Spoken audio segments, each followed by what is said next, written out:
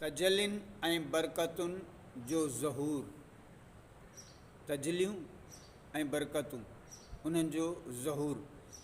मुंहिंजी दिलि में इहा ॻाल्हि खुटके थी त हिन फ़िज़ा ऐं मुताले मां मुराद सिर्फ़ु इहा ई न आहे त सम्झ ऐं अकुल जी सफ़ाई जे बुनियाद ते आयतुनि जे दक़ीक़ माना ऐं ॻुझा राज़ मालूम थियनि, पर मुताले मां इहा मुराद आहे त आयत में ख़ुदा जी शहादत ऐं तजली हासिलु थी, छाकाणि जो सभिनी ॿियनि वसफ़ुनि जी हीअ वसफ़ बि इन में अमानत रखियलु आहे।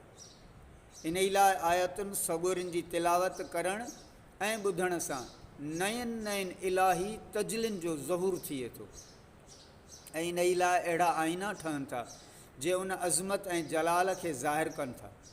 हज़रत इमाम जाफ़र सादिक़ रज़ी अल्लाह ताला अन्हु फ़रमाए थो, अल्लाह ताला पंहिंजे कलाम में पंहिंजिन तजलिन खे ज़ाहिर करे थो, पर माण्हू उन्हनि खे नथा ॾिसनि। लिहाज़ा इन कौल जे मुताबिक़ हर आयत मुतल अनवार तजलियात इलाही आहे ऐं हद मां मुराद आहे कलाम जी हद, ऐं मुताले मां मुराद हद कलाम खां तरक़ी करे इलाही शहादत ताईं पहुचणु आहे।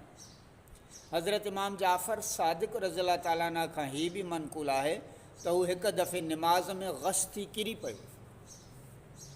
जॾहिं खां इन बारे में दरियाफ़्त कयो वियो तॾहिं फ़रमायाऊं त आउं हिकु आयत खे बार बार वरजाईंदो रहियुसि एसि ताईं जो उन आयत खे ख़ुदि मुतकलिम खां ॿुधुमि। तंहिं करे जॾहिं सूफ़ीअ ते तौहीद जो नूर चमकणु लॻंदो आहे न, तॾहिं हू ख़ुदा जे वाअद ऐं वईद जी तरफ़ पूरी तरह मुतवजो बणिजी वञे थो ऐं उनजो क़ल्ब सवाइ अल्लाह जे ॿियनि सभिनी खां छुटकारो पाए वठे थो ऐं हू हमेशह अल्लाह जे साम्हूं हाज़ुरु रहे थो।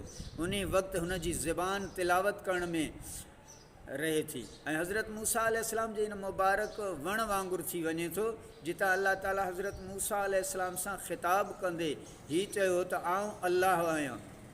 तंहिं करे जॾहिं हू ख़ुदा जूं ॻाल्हियूं ॿुधे थो ऐं पंहिंजूं ॻाल्हियूं ॿुधाए थो, उन वक़्तु उन जे ॿुधण जी कुवत ऐं ॾिसण जी कुवत हिकु थी वञे ऐं हिन जे इल्म ऐं अकुल में कोई फ़र्क़ु नथो रहे। अहिड़ी तरह उनजो आख़िर अवल ऐं अवल आख़िर थी वञे थो।